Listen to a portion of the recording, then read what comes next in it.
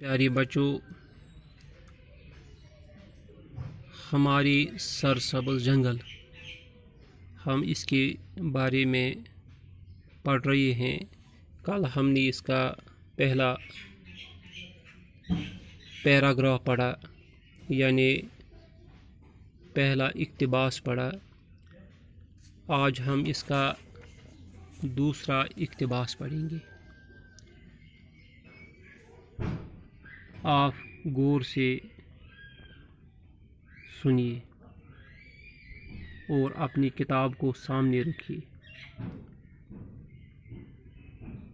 जिंदा दरख्त अपनी जड़ों के ज़रिए पानी चूसकर इसे तने और शाखों से गुजारते हुए पत्तों तक पहुंचाते हैं, जहां से ये ज़्यादातर खारिज होकर कुर्रे हवा में मिल जाता है। ट्रांसपायरेशन से खारिज शुदा बुखारात हवा की नमी में इजाफ़ा करके बारिशें और बर्फ़ बरसाने में मदद देते हैं। जंगल में पेड़ पौधों के घने झुंड हवा की रफ्तार को काफ़ी हद तक कम करते हैं। जंगल के फर्श पर आंधी की रफ्तार 2 से 3 किलोमीटर फी घंटा से कभी भी तजावुज़ नहीं करनी चाहिए।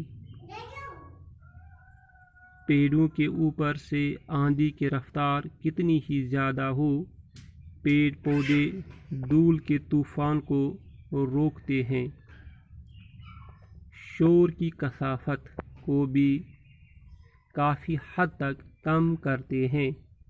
अगर जंगल न होते तो हम तरह तरह के मौसमों से लुत्फ़ अंदोज़ नहीं होते और उनके रंगारंगी से महरूम रहते। जंगलात की बदौलत हमारी रियासत के दरियाओं में साल भर पानी रहता है। प्यारे बच्चों, ये पेड़ और पौधों के फ़ायदे हैं। जिंदा दरख्त अपनी जड़ों के ज़रिए पानी चूसकर उसे तने और शाखों से गुजारते हुए पत्तों तक पहुंचाते हैं। प्यारे बच्चों, आपको मालूम है कि जो जड़ें होती हैं, दरख्त के कई हिस्से होते हैं। एक इसकी जड़ें हैं और दूसरा इसका तना होता है और तीसरा इसकी शाखें हैं।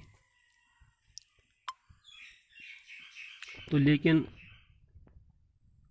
हर एक हिस्से का अपना अपना काम होता है।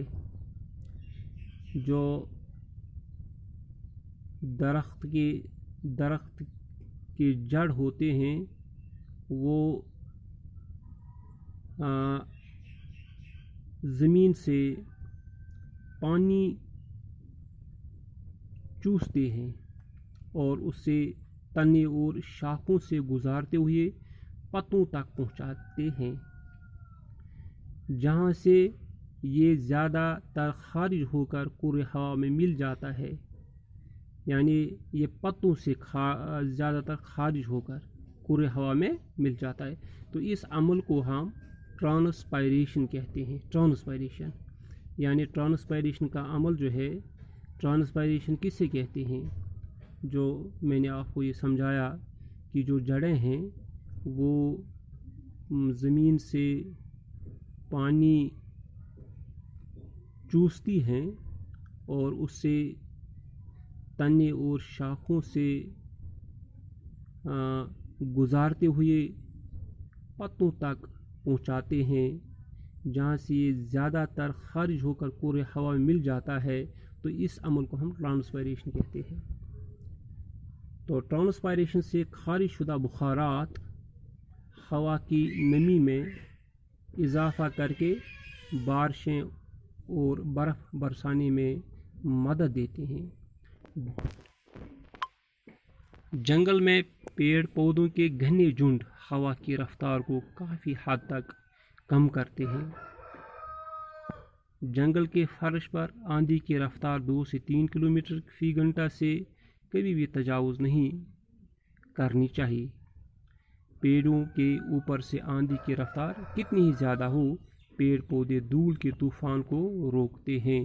یعنی اگر بہت زیادہ آندھی ہو تو جو یہ پیڑ پودے ہیں یہ اس آندھی کی رفتار کو کم کرنے میں مدد دیتی ہے، ورنہ جو یہ آندھی ہے یہ بہت بڑے پیمانے پر تباہی مچا سکتی ہے۔ تو یہ درختوں کے فائدے ہیں، جنگلات کے فائدے ہیں، تو لہٰذا یہ جو درخت ہیں ان کی کتنی زیادہ اہمیت ہے۔